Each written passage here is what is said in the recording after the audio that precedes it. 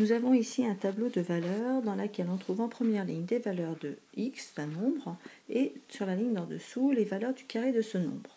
Les cases en jaune sont des cases contenant des valeurs négatives. Assez naturellement, 3 au carré, c'est 3 fois 3, cela donne 9. Moins 2 au carré, c'est moins 2 fois moins 2, cela donne 4.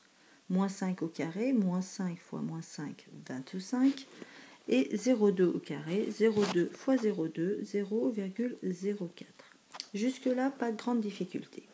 À présent, on va essayer de compléter les premières lignes connaissant la valeur du carré, à savoir quel est le nombre positif qui, au carré, donne 36. Eh bien, lorsqu'on connaît ces tables, cela donne 6. Quel est le nombre négatif cette fois-ci, puisque la case est jaune, qui au carré donne 9? C'est moins 3. Le nombre positif qui au carré donne 64, c'est 8. Le nombre négatif qui donne au carré 64, c'est moins 8. Le nombre positif qui au carré donne 1, c'est 1. Et le nombre positif qui au carré donne 0,25, c'est 0,5.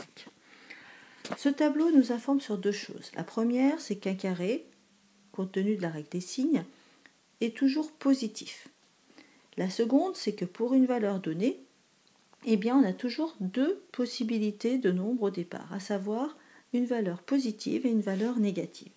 Si on reprend le cas de 64 par exemple, eh bien on sait que 8 au carré ça donne 64, mais moins 8 au carré ça donne également 64. Pour éviter d'être obligé de toujours écrire cette phrase, le nombre positif qui au carré donne 64 et 8, ou le nombre négatif qui au carré donne 64 et moins 8, on a décidé d'une notation. Cette notation, c'est une espèce de V sous lequel on écrit 64 et qui se lit racine carrée de 64 égale 8. En effet, ce V, cette espèce de V qui s'appelle un radical, signifie exactement ce que nous avons écrit dans cette phrase, à savoir le nombre positif qui au carré donne 64, ce qu'on a écrit sous le radical. Et on est bien d'accord qu'ici on parle bien du nombre positif. À présent, il va falloir trouver une notation pour pouvoir parler du nombre négatif. Mais si on regarde de plus près, ce nombre négatif n'est autre que l'opposé du positif. À savoir, moins 8, c'est l'opposé du nombre positif qui au carré donne 64. Donc on écrira moins racine de 64 égale moins 8.